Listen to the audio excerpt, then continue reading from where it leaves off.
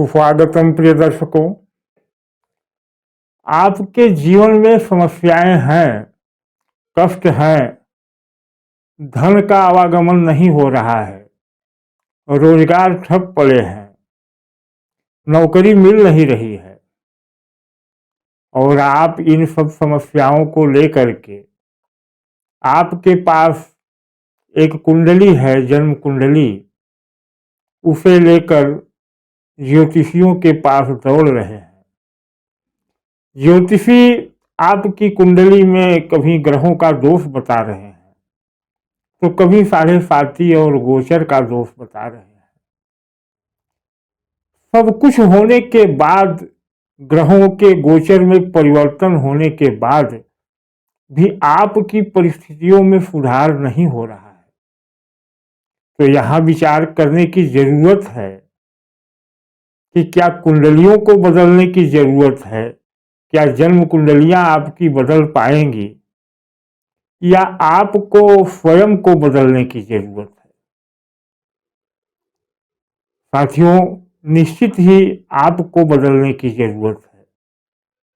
यह ग्रह, यह जन्म कुंडली जैसी है वैसी ही रहेगी, यह नहीं बदलेंगे। बदलना आपको होगा, आपको स्वयं को बदलना होगा। अब आप बदलेंगे कैसे अपने आप को? तो पहले अपने आप को जानना होगा, अपने आप को पहचानना होगा। आज हम ग्रह गोचरों की बात नहीं करेंगे या बाद में करेंगे, हम पहले बात करेंगे कि आप स्वयं को पहचानें। स्वयं को पहचानने की जो विधि है वह है आपकी अपने अंदर की यात्रा।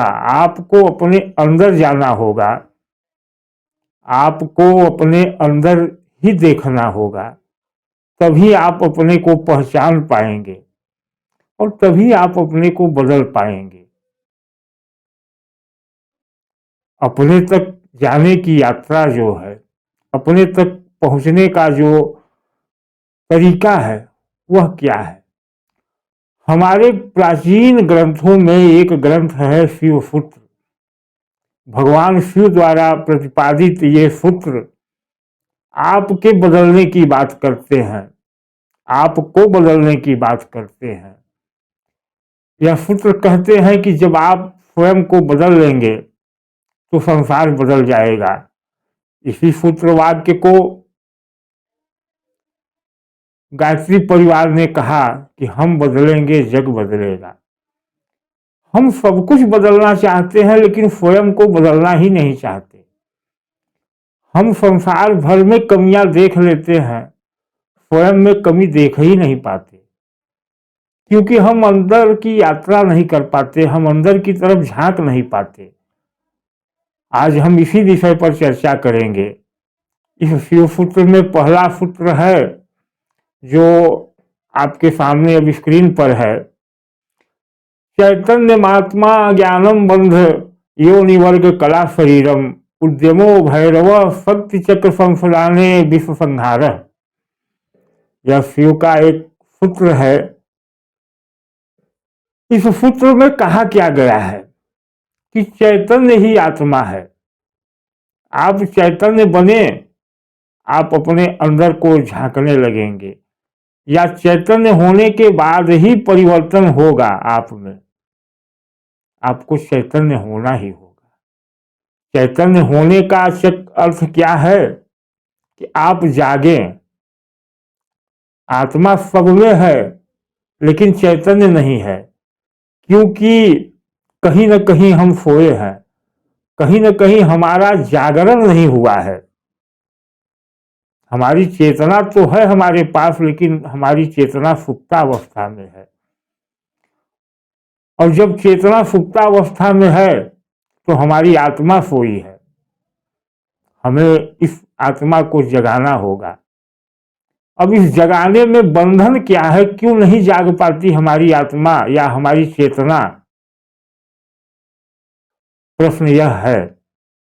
तो कहा गया ज्ञान बंध यो निवर्ग कला शरीरम, क्योंकि हमारा शरीर जो है वह हमारी आत्मा का आवरण बना हुआ है, या हमारी आत्मा इस शरीर से इस तरह बंधी है कि हम अपने आप को शरीर ही मान के चलते हैं। हम अपने शरीर को ही अपना संपूर्ण अस्तित्व मान लेते हैं। और हमें जो ज्ञान भी दिया गया किताबों में एज ज्योतिषी के तौर पे, एक ज्योतिष के द्वारा जो बताया गया, तो ज्योतिष का मूल तत्व न बता करके यही बताया गया कि आपके ग्रह खराब हैं, आपके गोचर खराब हैं, आप पर यह काल सर्प दोष है। यानी जो कुछ बताया गया वह शरीर से संबंधित बताया गया, और हम उसी ज्ञान से बंध गए। और यह बंधन ही ज्ञान का ही बंधन है जो हमें हमारी चेतना को जागृत नहीं होने दे रहा है। अगर चेतना को जगाना होगा तो आप बाहरी ज्ञान की तरफ न जा करके आपको अपने अंदर के ज्ञान की तरफ जाना होगा। और योनि वर्ग, योनि का अर्थ होता है श्रेणियां, इस या शरीर, जो श्रेणियों के द्वारा यह उत्पन्न शरीर है, जिसे हमारे शास्त्रों ने श्रेणियों में बांट रखा है, या हमारे समाज ने बांट रखा है, इसकी कला को, कला शरीरम, इस शरीर की कला को समझना होगा। और जब आप इस शरीर की कला को समझ लेंगे तो उद्यमो भैरव, तो आप भैरवत्व को प्राप्त होंगे। और भैरवत्व है क्या? तो उद्यम, उद्यमशीलता ही भैरवत्व है। और भैरवत्व यानी भैरव तत्व ही शिव है, और शिव ही कल्याण है।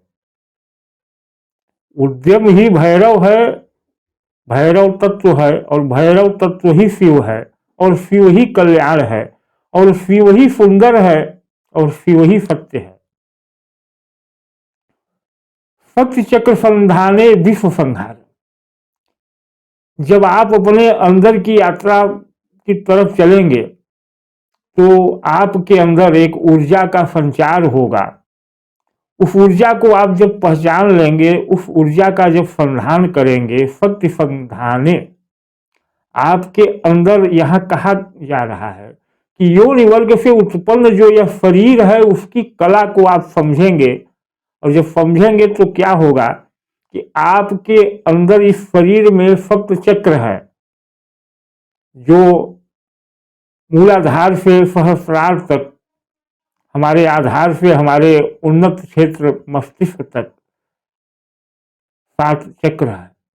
वे चक्र जब जागृत होंगे, जब उनमें शक्ति का संधान होगा, और यह संधान तभी होगा जब आप अपने अंदर की यात्रा करेंगे, अपने योनि वर्ग से उत्पन्न इस शरीर की कला को समझेंगे, तो उन सप्त चक्रों में शक्ति का संधान होगा। और जब शक्ति का संधान होगा तो विश्व संहार, विश्व का मतलब यह संसार का जो भ्रम है, जो सांसारिक कष्ट है, इनका संहार हो जाएगा। फिर आपको किसी ग्रह गोचर से डरने की जरूरत नहीं रहेगी। कोई ग्रह गोचर आपको परेशान नहीं कर पाएंगे। बस आपको अपने अंदर की ऊर्जा को पहचान लेना है। अंदर की ऊर्जा पहचानने के लिए आपको जो भौतिक ज्ञान है उसके बंधन से मुक्त होना होगा, क्योंकि ज्ञान को ही बंधन बना दिया गया। यह बंधन भी बड़ा खूबसूरत है, इससे मुक्त होना इतना आसान नहीं है। हमारे संसार के सभी धर्मों ने कुछ ज्ञान अपने आधार पर तय किए, और उस ज्ञान की फांसी पर आपको हमको लटका दिया गया। और बड़ी सुंदर है यह फांसी। किसी को कुरान लटका दी गई, किसी को बाइबिल लटका दिया गया गले में, किसी को गीता लटका दी गई, और आपको नियत कर दिया गया कि आपको जो भी ज्ञान लेना है यहीं से लेना है। आप अपने अंदर की यात्रा के लिए सोच भी न पाते हैं, सोच भी नहीं पाएंगे। जबकि जब तक अंदर की यात्रा नहीं होगी, ईश्वर की कृपा, ईश्वर से जुड़ाव हो ही नहीं पाएगा। आप ईश्वर के पास जाते हैं लेकिन इस ज्ञान के अहंकार के साथ जाते हैं, आप ईश्वर के पास समर्पण से नहीं जाते। यहां कहा गया है, ओम स्व प्रकाश आनंद स्वरूपेण भगवान शिव को नमन। आप नमन से नहीं जा पाते, क्योंकि नमन के लिए झुकना होगा, और आपके गले में ज्ञान की फांसी लगी है, तो आप झुक ही नहीं सकते। आप ज्ञान के बंधन में जकड़े हैं, आप झुक ही नहीं पाते, और जब झुक नहीं पाते तो नमन नहीं हो पाता, और जब नमन नहीं हो पाता तो फिर आपके अंदर यात्रा नहीं हो पाती, और जब यात्रा नहीं हो पाती तो आपके चक्रों में शक्ति का संधान नहीं हो पाता, मतलब शिवत्व तो आप में जाग ही नहीं पाता, उद्यम आप में उत्पन्न ही नहीं हो पाता। आप तो सिर्फ कार्य करना चाहते हैं और कार्य करना ही जानते हैं। ध्यान दीजिए, कार्य हमेशा दूसरों के लिए होता है और उद्यम स्वयं के लिए होता है। आप 10 से 5 जाप करते हैं, 10 से 5 जाप करने में भी थक जाते हैं, 1 घंटे भी अधिक करना हो तो आप थक जाएंगे, बहुत थक जाएंगे। लेकिन वही जब आप अपने बेटे की शादी के लिए तैयारियां करते हैं, रात दिन आप दौड़ भाग करते हैं, फिर भी नहीं थकते, क्योंकि वह कार्य नहीं है, वह उद्यम है, और वह उद्यम आपके अपने लिए है। तो इस रहस्य को जब समझ करके आप अपने अंदर शक्ति चक्र को जागृत करेंगे, तब आप उद्यम करेंगे, और उद्यम ही भैरव है, और भैरव से ही शिव तत्व की प्राप्ति होगी, और शिव तत्व से ही कल्याण होगा। आशा करता हूं आप मेरे कथन को समझ रहे हैं। इस विषय को हम आगे बहुत विस्तार से ले जाएंगे। धीरे धीरे आपके अंदर उस शक्ति चक्र को जागृत करने का प्रयास करेंगे, जिससे कि आप उद्यमी बने, आपको ग्रह गोचर प्रभावित ही न कर पाए, आपको शनि और शनि की साढ़े साती में भय न लगे, किसी भी विपरीत परिस्थितियों में आपसे कोई गलत निर्णय न हो। जब हम बात शिव की करते हैं तो बात हमारे ज्योतिष में चंद्रमा की हो जाती है, क्योंकि चंद्रमा को ज्योतिष में मन कहा गया है, और मन ही सारे कार्यों का आधार है, मन ही उद्यम का आधार है।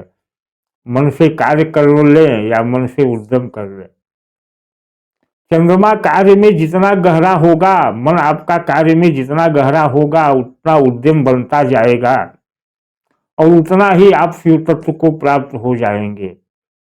इसीलिए शिव की संकल्पना में चंद्रमा को मस्तक पर रखा गया, यानी मन हर परिस्थितियों से मुक्त है।